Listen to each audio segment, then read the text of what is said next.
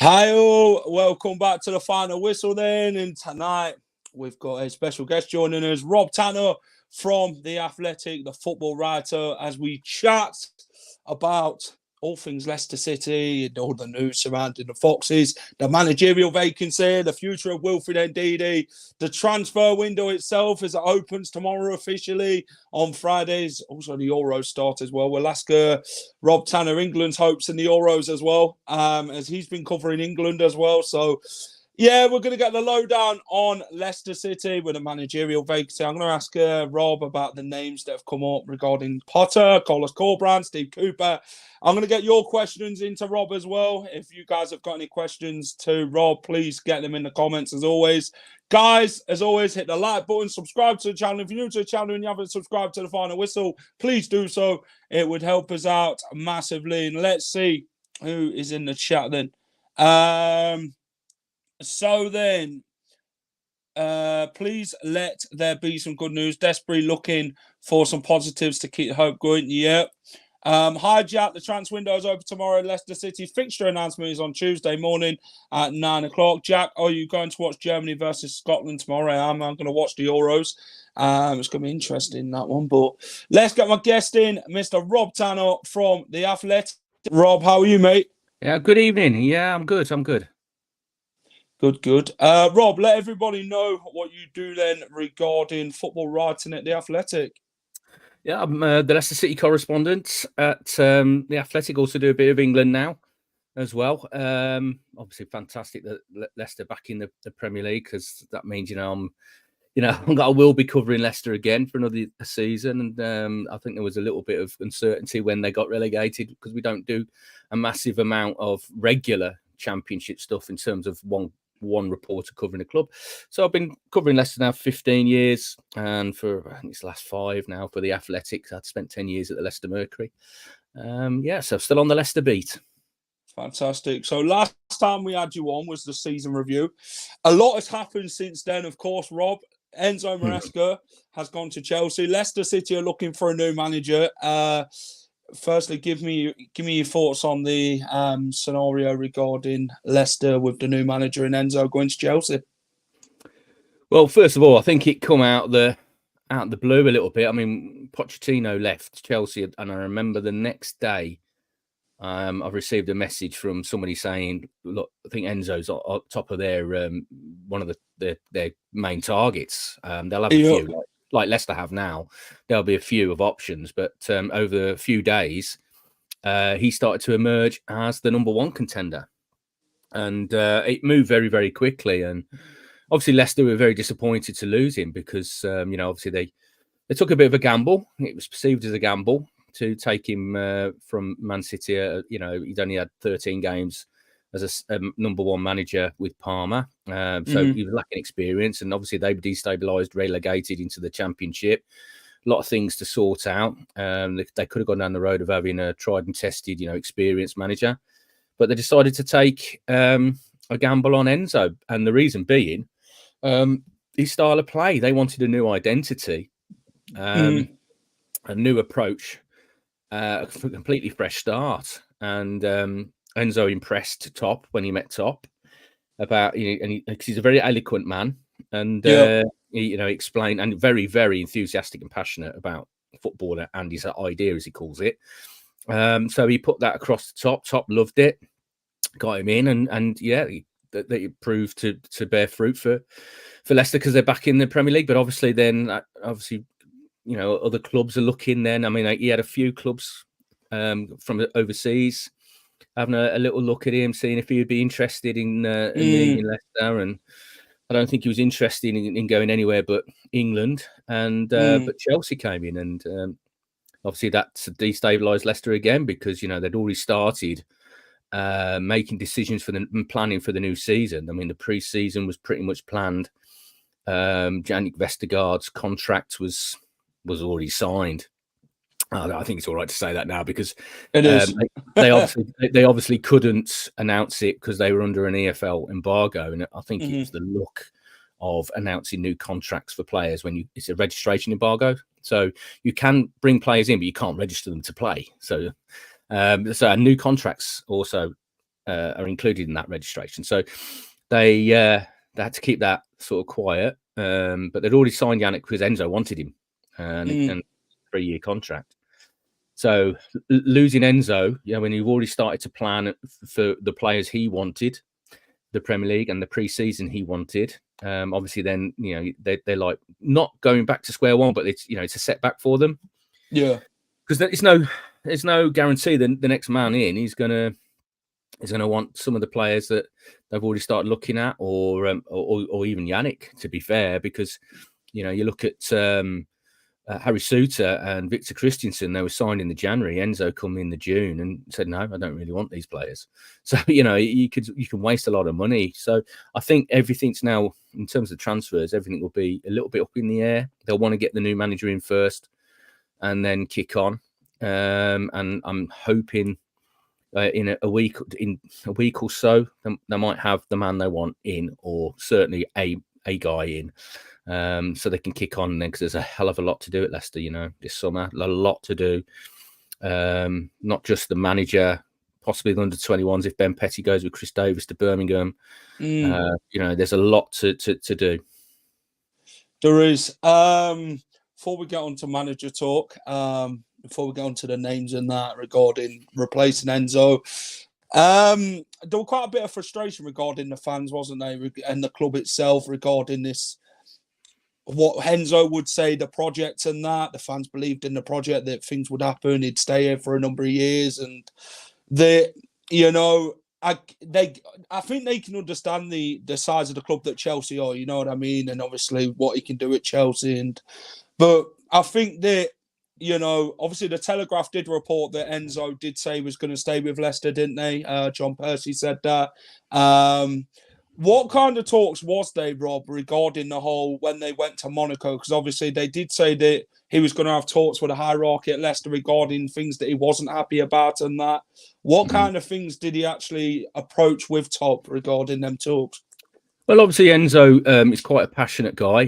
He's inexperienced with the media, but he learnt throughout the season. But he's a guy, and I've appeared on a lot of Chelsea shows like this and podcasts over the last few weeks, and you know, they were talking about Chelsea wanting a yes man to come in, somebody they could control, and he'll just quietly go about it. Pochettino wasn't that, so they were thinking Enzo was, and I said he's absolutely not that.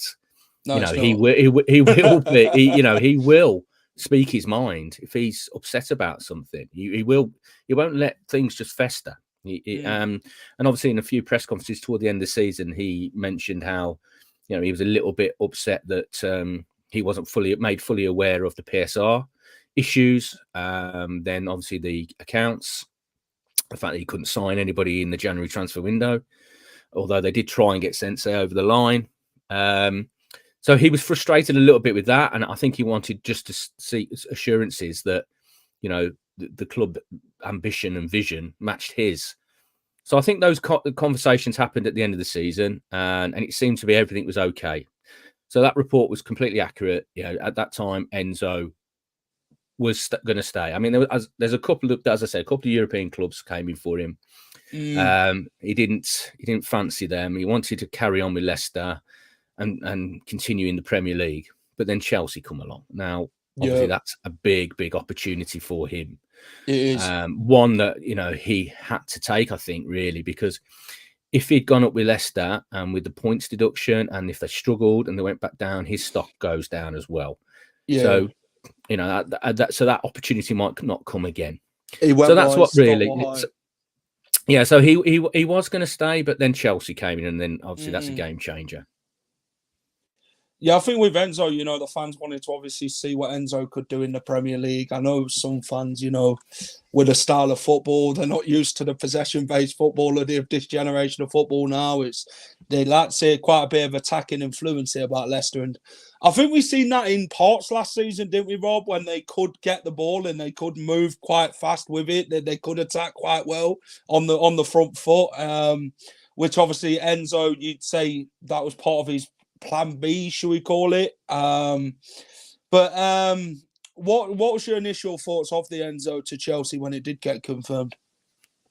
Yeah, shame for Leicester. I mean, on the football front, on the style of play, obviously it was very slow at the back as they're building up, because quite often in the Championship, and certainly at King Power, you come up with sides that sit deep and invite Leicester on and say, like, you got to break us down. And they're very disciplined in their shape. And so you had to move the ball to move them to create the space. But once they did play through the lines, they did create a pocket of space and somebody was in it and free, they would turn and go very, very fast. But I actually thought, I mean, people saying about, I sat next to other journalists on the press benches in the season, and they said, like, you won't be able to play this in the Premier League. But then you see the Southampton game when they won 5-1, they only had 35% possession. 5-0. I looked at 5-0. And you looked at that game, and I thought this a lot during that season. Leicester are going to have to play on the counter attack a lot in the Premier League, and they've got some pace. Sure. They've got some pace with Fatawi, Mavididi, Dewsbury-Hall, Vardy, Daka. There's plenty of pace in that attack, and they can counter attack. And I actually think that's a really valuable weapon going forwards. But I think, possession style, Leicester are wedded to the system, not the man. They're wedded to the philosophy. So they want somebody now who's going to come in and carry on and build on what Enzo started. And, and the thing as well to stress about Enzo and players when they move on, Leicester don't want to be seen as a club that blocks ambitious players or managers. They want to be attractive to those players that want to get on, because they're good players, and we've seen it before. So they will have to sell players. They can't really stand in Enzo's way, because then that would send a signal that you go to Leicester and it could be a little bit of a graveyard. They won't let you out. Well, if they will sell you on the right terms, they will let you move up the ladder. And we've seen it so many times when, especially to Chelsea for some reason.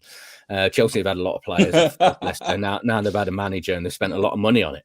And that's got to be the model for Leicester moving forward as well, because they have taken a big step back now. They're back to where they were probably 10 years ago in terms of going into the Premier League and got to survive, and they've got to find hidden gems somewhere and operate on a smaller budget. So they've got to seem to be appealing to ambitious young players and managers.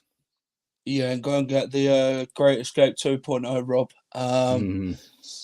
It's going to be a challenging season, is it, for Leicester with the whole PSR, and obviously the points deduction thing is still not what it is regarding how many points Leicester will get deducted and what's going to be happening. Obviously, Leicester, it's going to be a real challenge, isn't it, Rob, for Leicester next season?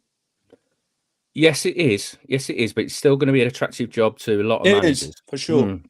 But yes, obviously we don't know what the situation is with the points. I've seen a lot of people speculating about how many points. There will be a hearing, and then there'll have to be an appeals process as well. So it could drag on for quite a bit. And then, unfortunately, I don't know. I don't think the club really know at the moment. But obviously, the 10 million they're getting for Enzo from Chelsea will help them try to avoid another PSR breach for last season. Because obviously this charge we're talking about was for 22-23 when they got relegated. But they might have to sell an asset before the end of June, which is the end of their financial year, to ensure they don't face a second charge in the same season. Like we saw at Everton. So it's interesting times ahead, and it always is with Leicester, isn't it? There's always something. It's a roller coaster, and it never happens to our football club. Yeah, we never have like very quiet. I mean, the amount of times I've tried to have a break and go on holiday, and something's happened, something's broken, and I've had to start working again. It's so we'll see what happens, but I don't think that will necessarily deter many of the managers that have been spoken to about the position. Yeah, they spoke about a loophole, didn't they, with the Premier League? And someone's mentioned it there about, maybe we could go and sell the training ground to King Power and then go and obviously rent it from them during the seasons and that, and do it that way to kind of stable ourselves with profit and sustainability and that. That's what the Manchester City situation is over at the moment. Fighting the Premier League, suing the Premier League, because they're saying, how can the Premier League dictate how much they should sell their stadium naming rights, for instance? Yes. It could all get very, very silly. But yeah, Leicester could do that. I mean, I've always said this. People think that Leicester haven't got any money. The owners have got a lot of money, and they just can't spend it. They could spend more and more of it, and they have been doing, and that's why they've fallen foul of PSR. Because they have been paying bigger wages, bigger contracts, bigger transfer fees, not selling that's been our issue. Star assets for the last couple of years, up until they got relegated anyway. So it's not like the club's skint, it isn't. No, it's not. Got a lot of money. It's just they've got to adhere to the rules as they are now. But when we go to this ratio scenario that they're talking about with PSR, that might be a little bit easier for Leicester if they can spend a certain ratio of their revenue. They've got to grow the revenue. That's the most important thing. Of course. And that's why that project outside King Power Stadium and the stadium expansion is so important to them. Yeah, it brings in quite a lot of money for Leicester. Money for the 24/7 revenue coming in there, because you've got hotels, you've got an indoor arena, you could have concerts on and stuff. You can do all sorts. Retail. It's just a revenue stream that will be. Yeah, for sure. Rob, before we get on to the transfer window and that, I'm going to ask you about the managerial vacancy at Leicester City. Everyone does want to know what your replies are to this. A number of names have been mentioned. We did talk about it, didn't we, prior to the show? Number of names have been mentioned over the few weeks. Ruud van Nistelrooy, Ole Gunnar Solskjaer, Maurizio Sarri was another one. I think that one got shut down quite quickly, didn't it? With him not interested in Leicester, reportedly. Then we had the likes of Steve Cooper, Carlos Corberán, Graham Potter. I mean, talking about them types of names, I mean, how sufficient have the club been with the whole process of finding a new manager to replace Enzo Maresca? Well, this is the thing, see, it is a process. They've always had, traditionally, they've always had a succession plan. And in the previous two vacancies, Potter was always that succession plan. Yeah. So when Brendan left, they wanted Graham Potter, but couldn't get him. And they couldn't get a lot of the other candidates they approached that time. So they went, because many of them didn't want to be an interim. They didn't want a relegation on the CV. They didn't want to be committed to taking the team into the Championship. Dean Smith took on that challenge, and credit to him, obviously. But I don't think Dean was top of their list at that time. And then summer, Enzo wasn't top of their list at that time. I think they still were hoping they could persuade Potter to come in. They've long held a lot of admiration for him. But Enzo was obviously one that came out a little bit out of left field, but he did the job for them, exactly. And they want to continue in that style of possession-based, playing out from the back, very modern sort of identity to the team. So now they've been looking at a lot of candidates, and there's been a lot. They've been throwing their name in the their hat into the ring, their names into that hat. There's been a lot of busy people. It's good to see Leicester attracts quite a lot of managers still. They still will, despite the situation. It's not just the Premier League. It's the name Leicester City, having won the title in 2016. They are still regarded as a big club.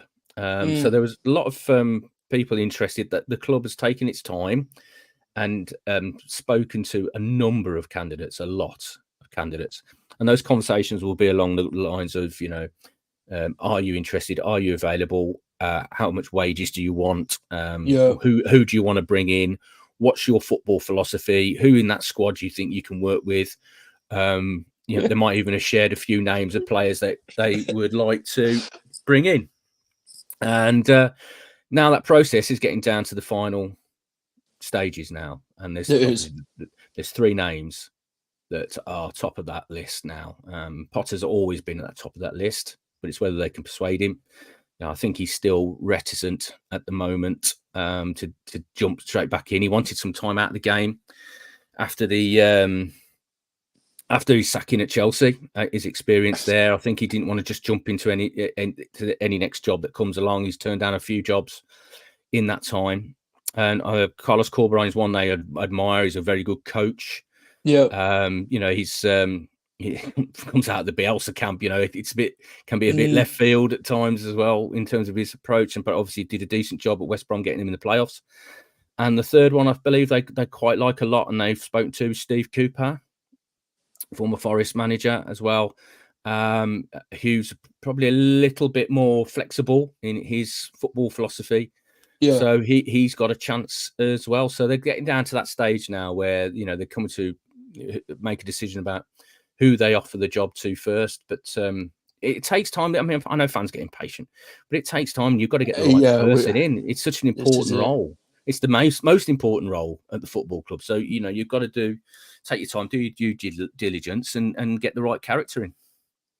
Yeah, it's about finding the right man, the right philosophy, the right module to fit the club's purpose of going forward. Obviously, then you look at the man himself. Is will he be up for the challenge in taking Leicester City next season in the scenario that we're in at the minute? I think quite a few managers will be interested in Leicester regarding the whole situation. Some managers really like a challenge, don't they?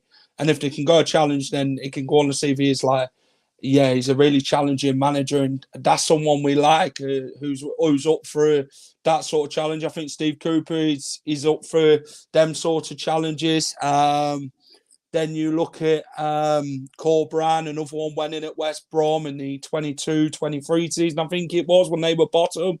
Got them 9th, 3 points off the playoffs, and then the following season, playoffs. So he's done an impressive job there. Then you look at Graham Potter. I mean, obviously, huge admiration for Graham Potter for what he did at Brighton. He was the right man at Chelsea, just the wrong job. I think that's how I put it down with Graham Potter. Right man, wrong job. With the whole scenario at Chelsea, they speak about quite a lot of projects, didn't they, Rob? When you go to Chelsea with, we like a project and we need to find a manager to find the right project. I think they've had 4, haven't they, in the last 2 years? Enzo is obviously the 5th man now to go in there and try and do something at Chelsea. But when will they get the shortlist done? Like, when they offer it as someone, how many like roughly is it, Rob, to Leicester City appointing somebody? How long do you think it will take? I think another week or so. I don't think they're going to rush it because if Potter is their number one choice and he's umming and ahhing about it, they'll give him as much time as possible. But the problem with that is obviously if they then go to Corberán, they've got to negotiate with West Bromwich Albion. They'll have to pay compensation to him. How much is that, Rob? Well, it's reported to be £4 million. Okay. £4 million that they'd have to pay West Bromwich Albion. So that's £4 million out of the £10 million that Chelsea are paying for Enzo. So again, that's going towards that PSR issue that I've alluded to there as well before the end of June. So they'll be weighing all of this up right now. I mean, obviously Cooper's a free agent at the moment, but that they will. My own personal opinion, I think they'll try and give Potter as much time as possible and see if they can persuade him. Yeah, Potter's been linked with Leicester on 2 occasions, and you can understand him wanting to take time after what happened at Chelsea and that. Obviously, some managers don't like to be rushed into a job. It's got to be the right time, the right project for them as well. I think it's something that he will have in his mind, Graham Potter, for sure. Can we persuade him to come to the King Power Stadium and manage Leicester City is another thing.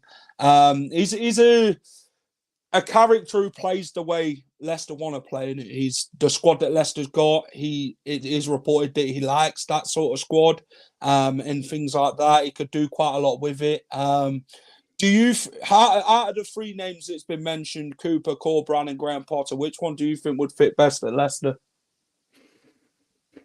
I think Potter would probably would fit. very well. I think Corberan would as well, because he's very much. He's probably out of the three. They're probably one of the closest that's to Enzo in terms of, he's a very meticulous coach. A lot of planning, detail, training sessions. So he's probably the one that's closest to Enzo. Potter got that bit more experience after that time at Brighton, and obviously after that experience at Chelsea. So he would be, I mean, he's the one I think they truly want. Yeah. But at the moment, I don't think they are massively confident that they will get him. But it only takes another conversation for him to go. Never say never. Never say never, and I think they'll give him a bit of time. I think he's keeping his options open in it. Obviously, there's one here. Potter waiting for the England job. That's another good point. The England job could be available. But I mean, I think Graham's been out of the game a year now. But the England job could be available after the Euros. I mean, there's still lots of speculation about Southgate. But would he be England's, the FA's number one choice to step in? I mean, there's other options they could have.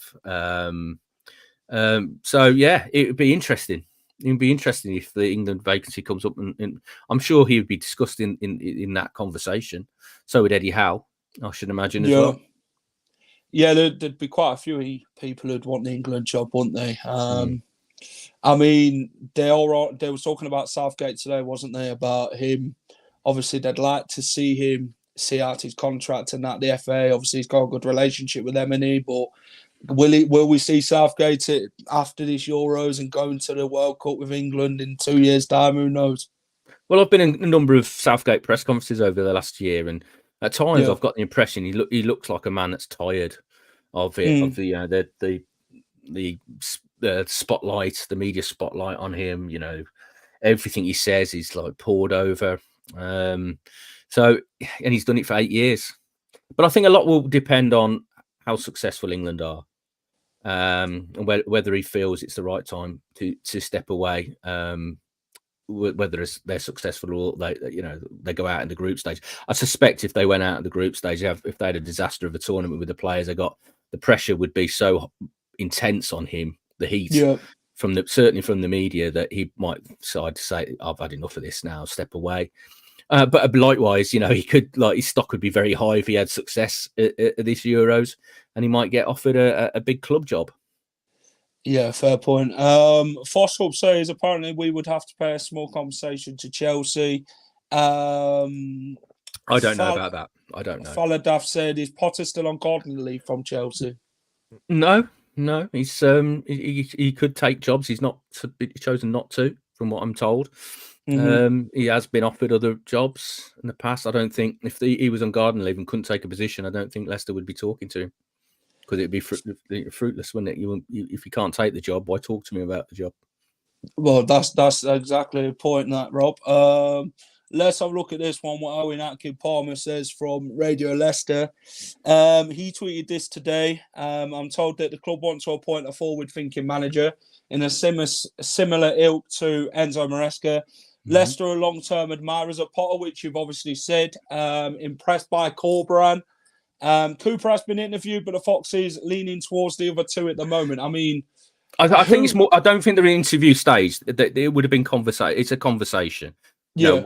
As I said, it's they would have asked him. Would you be interested? What would you want? Who would you want to bring in? What would your plans be? How would you play with this group of players? It would be more along that. I don't think they're at that formal interview stage at the moment. They're still just drawing up, assessing their options, and then drawing up their shortlists. Yeah, I did do a piece yesterday in the Athletic, explaining bits of this, but also this morning when Cooper's name came up to me, that we double checked that. So that was a quick edit this first thing this morning as well. So yeah, he's absolutely right. Those are the three that are being seriously considered at the moment. Who are like the leading candidates? Is it Corberan and Potter? Or? I was told that Cooper has a chance. Okay. But obviously, as I've said, Potter, I think, is the one they want, and they're massively impressed with what Corberan has done at West Bromwich Albion and his style of play. As I said, it's similar to Enzo's in many ways. The way his due diligence to everything. They will have done their homework on all the candidates. They'll know everything about them. So yeah, it all depends how the dominoes fall now. So the talks are ongoing then with Graham Potter. I would imagine so. Yes, absolutely. Having to persuade him to. It might not be necessarily with him directly, but certainly through his representatives. He's got new representatives, Andy Potter, from what the reports have said. I don't think so. No, you don't. No, he's got the same representatives he's had. There's a spoiler for you then. Right. So moving on from managers, we're going to talk about a specific player, Wilfred Ndidi. A lot of European clubs, including sides from the Premier League, have been interested in Wilf. He's been around Leicester City for quite a few years now, hasn't he, Rob? He's done well, hasn't he? Obviously, a new attacking role last season, which he developed in under Enzo Maresca. Wilf is not short of options. It is reported that Leicester have offered him a new contract. He's keeping his options open. He is out of contract, I believe, at the end of the month. So how do you see Wilfred Ndidi? Is there anything you can tell us on Wilf? He is out of contract at the end of the month. Leicester were weighing up. I mean, Enzo wanted to keep him. So Enzo leaving sort of left it in limbo a little bit. So they had to weigh up because he's not going to, although you're re-signing a player on a new contract, he wouldn't be cheap because he's been on decent wages at Leicester. He signed good contracts in the past, so he would still want something of parity of what he was earning before. So they'd have to weigh that up. So he wouldn't be a cheap option. But Enzo wanted him, so certainly they were looking to do something with that. Then Enzo leaves. And then it throws it all up a little bit in the air. And so I'm sure Wilf were thinking, well, hang on a sec, I want to see who's coming in next. Because I can sign a new contract here and I've got offers from elsewhere. The new manager might not want me, might not want to play me. So, he will probably wait and see who the new manager is and then perhaps speak to him before he makes a decision over that. Because those offers won't, but if he's in demand, those offers won't disappear. But obviously, it's still very early in the transfer window as well, so he's got plenty of time. So I think he'll take his time to weigh things up. But on the flip side of that as well, it's an opportunity now for those that have been out the frame. Victor Christiansen, Luke Thomas, Harry Suter. I mean, they're coming back from Bouba Samare. They're coming back from loans. I mean, I think Bouba will go. I mean, he didn't want to play for the club in the Championship, so. Now they're back in the Premier League. I thought when Enzo was still at the club and they got back up that he might be perfect to come in and play that Winks role or in the Premier League if there was a problem with Winks. But I think they need to cut their losses now with Bouba and move on. But the new manager could play with conventional fullbacks. You might not play with the inside fullback and the third centre back. So that's an opportunity to Victor Christensen's at the Euros. If he has a good Euros for Denmark, he could be in the frame. I'm not sure what's happening with Luke. I mean, according to Top's sticker album, he's at the Euros, isn't he? He's in the England squad. But no, Luke's had a tough year, and he just needs to settle down now as well. So we'll see what happens with him. So it'd be interesting to see, and obviously Harry Suter, new manager might come in and fancy him. Might play in a slightly different way, and I think he's an asset to have around. Yeah, I mean, look at Vestergaard. He was out. He was, he wasn't even training with the first team. Enzo comes in and he's the number one centre half. So same could happen for Harry. Yeah, Suter did say on international duty about there was talks about him maybe moving on from the club with obviously Enzo being manager and not getting the game time and that he wanted. But now he's got a chance to go and prove himself, and with the new manager and prove why he could get a place next season. And he's had opportunities to move away, but he hasn't taken them. Of course. So Sheffield United were very keen on him. So, You know, he has had opportunities to move, and he's wanted to stay and try and fight for his place. Well, now this could be his opportunity to fight for his place if he has a really good pre-season and impresses the new manager. Yeah, talk to me about Christensen. I mean, you did touch on him briefly. Bologna, they're kind of like one of them sides in it who want to kind of get him really cheap. Obviously, Leicester did put a price tag on him, didn't they, for 15 million euros for Christensen. Bologna at first was willing to pay it, but now they seem to be very reluctant. Do you think Christensen will stay at Leicester next season, depending on the new manager, or do you think it's one where clubs could actually come in and he'd end up leaving? It's hard to say until we got a new manager and whether he will have an opportunity. The thing is, though, these lads that go abroad, Serie A, and a lot of these clubs, they're nowhere near as wealthy as English clubs. They can't pay the wages, the contracts, not unless you're the top elite clubs. They can't pay the contracts that Leicester can, and they certainly can't pay some of the transfer fees that Leicester would want. I mean, that would be a significant part of their budget to spend on Victor Christensen, I would imagine. There's been scenarios before when clubs have taken Leicester players, and there's been rumoured to be like an agreement in place, but they haven't been able to afford to do them. So, it'd be interesting to see what does happen with Victor. As I said, if he has a really good European Championships with Denmark, might persuade someone to come in and try and do a deal with Leicester. But as I said, if the new man comes in and he wants to play with conventional fullbacks, he might have an opportunity. I'm going to ask you about one man. Obviously, Freddie Kanouté is Patson Daka's agent. He did say about Daka, unsure whether he'll be at Leicester or not next season. Patson Daka, I mean, what's your initial thoughts on Daka ahead of the summer transfer window? I thought when Enzo was still here that Patson would move on. We knew that pretty much that Kelechi was not going to be offered a new contract and it would be the end. I mean, Kelechi basically revealed it on the pitch on the last game of the season. And the way, obviously Tom Cannon's there, Jamie Vardy signed a new contract. Enzo said he only wants 3 strikers. And I thought he would try and bring in another striker. So that would mean Patson would have to make way along with Kelechi. Now, again, same scenario. It's all a little bit up in the air. It all depends on what budget the new manager's got, what plans he's got, how he wants to play. I mean, it's clear that Patson lost a lot of confidence second half of last season. Before Christmas, everything was going in for him. He was scoring regularly. He played the most consecutive minutes out of the strikers before Christmas. I mean, Vardy and Kelechi were swapping game from game. And then Daka had a really good run. I mean, he nearly went in the summer before the end of the transfer window, Bournemouth. I mean, the Kiefer Moore deal fell through on transfer deadline day, which meant he was staying at Bournemouth. So Bournemouth didn't have space for Patson or the finances to do that one. So that fell through as well. So he nearly left before. So I think we just have to wait and see with Patson. I personally think the plan was to try and move him on. But it will depend on the new manager. What is the kind of scenario with Leicester's transfer, obviously business, this transfer window? Obviously, it's going to be key, isn't it, with the whole financial situation and that's going on.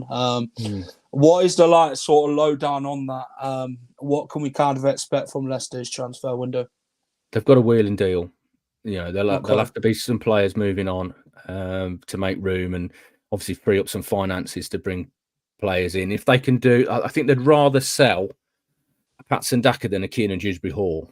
They'd rather move some of the players on like Samare and free up some wages and make some space as well for new arrivals, and then try and bring in players. Obviously, they're going to be on less money, but going to be young and hungry. And, perhaps if you can find a couple of gems, perhaps a couple of loan signings as well coming in. Because obviously, don't forget Eunice and Callum Doyle gone. Yeah. So we all expect Abdul to sign. there was a clause in that loan that Is that imminent, Rob? Regarding the transfer? yeah, I'd be very surprised if that isn't done, and I'd be very surprised if that isn't done soon. I mean, that's a no-brainer for 14, 15 million quid for a player of his ability and potential. You know, that, I mean, if they're returning to the model of signing young players, improving them, developing them, then selling them on for a large profit, and then reinvesting that money in the squad, which they did so effectively for years, he would be the one. You know, you'd see that as a significant investment in him. Get him in, work with him, let him shine in the Premier League, because I've got no doubt he will. And then you can obviously sell him for a profit at a later stage and reinvest that money. So I can't see that not happening, to be fair. I'm going to ask you the last one then. Where do you think Leicester need to strengthen? I mean, where do you see the positions this season? Obviously, with Iheanacho leaving, Albrighton, he's leaving as well when his contract ends. Dennis Pratt adds contract as well. Obviously, you talked about Samare. Where do you see Leicester strengthening the most in that this summer? Do you reckon it'll be another striker coming in potentially with a new manager, or do you think it all depends on the kind of the formation and the style of football of what the new manager comes in, wants to do, and then it goes from there? No, I think there's certain areas of the squad that desperately need strengthening now, regardless of who the manager is. If you look, they've lost Yunus. Wilfred Ndidi is a big question mark. Dennis is gone. They need another 8-1 at least. They need somebody that can also play in behind the striker and play like a Maddison role. So it's attacking areas. I think they're really important areas. I mean, I think. I worry a little bit about them defensively, because we saw in the relegation season that, you know, Vestergaard didn't play much, but Fars did, and he had his moments, didn't he? That's fair to say. So Connor Cody coming in, though, you know, Connor hardly played last season, but you know, he's a proven operator at Premier League level. But I think they would need. I mean, they've got high hopes for Ben Nelson. They've got really high hopes for Ben Nelson, and we saw him being picked ahead of Connor a lot last season. So whether it's now his time to come in and start playing a few more games, and because I think they need a bit of youth in the centre of defence. You know, obviously Callum's gone back to Coventry, so not Coventry, Man City. Sorry, So I think 8. I think they need another winger, because they played Mavididi and Fatawa to death last season, because there was very little options. Mark Albrighton's left now, so they need another winger, at least one. So those are the areas really I think that they need to improve. And as I said, Daka, I'd like to see them bring in another striker as well. Agreed. Ray says, as a USA Fox, I want to thank Rob. The Athletic does a great job covering English football. It's a must-have for a Leicester fan across the pond. Cheers, Rob. Yeah, we get some really good numbers in America. Obviously, that's where the Athletic was born, and then we were purchased by the New York Times. So you know, we've very much got an American audience. So and there's so much interest in the Premier League, and a lot of these fans overseas, not just in the States, though. You know, they've got a real thirst for information and stories about English football clubs that they've chosen to follow for whatever reasons, and some of them, you know, can be really, really tenuous. Others, they can have links. So that's why we do it. And the goalkeeper situation at Leicester: 4 keepers: Hermanson, Stolosic, Ward. Daniel Iverson's coming back from Stoke from his loan. I mean, what's your initial thoughts on that? Do you see Stolosic and Hermanson staying, and obviously Danny Ward and Daniel Iverson, do you see them two are the ones that do leave? You know, my biggest worry, one of my first thoughts when Enzo went to Chelsea is that he was going to try and come back for Hermanson, because he described him as the most important signing last summer for Leicester, because of the way he fitted into and the role he played in his system. And there's not that many goalkeepers around that can do what Mads does. So that was my worry, and we'll have to see how that plays out, because Chelsea aren't short of a few, Bob. Leicester need a few bob to avoid the PSR breach. So I don't know. Yeah, that concerns me. Jacob, I think if Mads goes, then they'll need to bring in an experienced number one. I think Jacob's still very good understudy. I think Danny Ward's time is up. For Danny's sake, he needs to go out and play some football. He needs to go to find another club now. And Danny Iverson, a great shot stopper.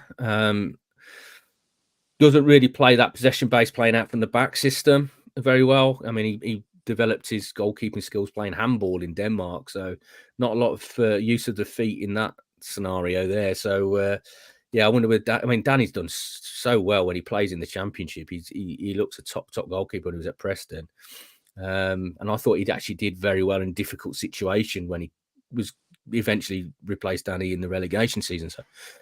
But I think there needs to be some wheeling and dealing in that department as well, especially if Mads does move on and Chelsea do come in for him. But I mean, I'm talking hypothetically there. I haven't heard anything yet that Chelsea have made an approach or anything. But you straight away you think, well, Enzo thinks he's that important to his system, and he's now away with the Danish international squad. He's moving towards that level. They might go for him. Last one from Football Stanley. Who will be our next manager, Rob? Oh, blimey. I've got my doubts about whether Graham will want it. Okay. As it stands at the moment, I wonder whether the timing just doesn't seem to be right all the time, does it, when Leicester approach him? So I at the moment, I don't think it will be Potter, Corberan or Cooper then. And that's your choice. I mean, there might be somebody left field that they might, like Enzo last summer, that suddenly appears and they think, hang on a second, let's rethink this. Because, they had a lot of the same options last summer, and they eventually decided to go left field. And it was really when Enzo sold his vision to Top that they went, okay, I tell you what, this is an option that excites us now, and we'll go with that. So they never say there isn't, something coming out of left field, but it could be down to Corberan and Cooper at the moment. Cooper is the cheaper option. He kept Forest in the Premier League, and on that, I mean, at the time as well, they were really disorganised club, weren't they? I mean, like 20 odd new signings coming in, and it was all over the place, wasn't it? But he managed to sort that out a little bit. But you wonder whether that Forest sort of thing hanging over him. I mean, it never stopped Wes Morgan, did it? But you wonder. But what a £1 million that turned out to be, Wes Morgan. Yeah, exactly. and Corberan is the coach. He's the young, up and coming, exciting, hungry coach. But he would cost you a bit of money in terms of compensation. Charlie said they would be weighing those up like that. Yeah, Charlie, I think that answers your question, mate. I think they're just weighing it up. I don't know who. I don't think Rob even knows who's more likely to be taken, to be fair, at this minute in time. Well, Leicester won't know at the moment who is the most likely to be their next manager. They'll have their preferred options, but it's whether they want to come. You're not in control of every scenario all the time in these situations. So sometimes you're reliant on other things, and whether Potter decides, I'm going to say, I'm hungry for this now, I want to come back and have another go, or whether they decide to spend a little bit of money and try and get Corberan. Interesting. Rob, and Cooper's got a chance. He's got a chance. There you go. You've heard it from the man himself. Rob, thanks for coming on. Really enjoyed the chat. The lowdown on the managerial vacancy at Leicester City, the chat about the transfer window and all that. I really appreciate you taking your time out to come and chat with us tonight. As always, Rob, really appreciate it. Shout out the Athletic. Let everybody know what you do regarding the football writing at the Athletic and that. Yeah, download the app. We're on. We're also online as well. It's the Athletic, and also follow us on Twitter, and you'll see a lot of the links to the stories there, and subscribe. I mean, quite often we have some special offers where it's only £1. How much is it, Rob, at the minute? a month. It's sometimes on a special offer, but normally it's about £60 a year for a subscription. So I don't think that's particularly expensive, but there you go. Fair enough. Cheers, Rob. Thanks for coming on. Thanks a lot. I'll see you soon. Cheers. That was Rob Tanner giving us the insights and the lowdown into Leicester City's managerial vacancy. Great chat with Rob. It's great to have Rob on the channel to give you all the answers that you guys want regarding our beloved football club. If you've enjoyed the show, hit the like button, subscribe to the channel. If you're new to the channel, then hit the subscribe button. It'd be really appreciated. It helps out massively. Thanks for watching as always. We will be doing more shows during this transfer window coming up, which opens tomorrow. We might do bits on the Euro 2024 as England kick off their Euro 2024 road on Sunday. So that's going to be an interesting game, sure. But we will do bits on the new manager when it gets announced. We will try and keep as updated as possible. And thanks for watching as always. Take care, everyone. Have a great rest of your evening. And come on, the Foxes. Hi all. Thank you for watching The Final Whistle. If you enjoy all our content, please remember to smash a like, share, and subscribe to the channel.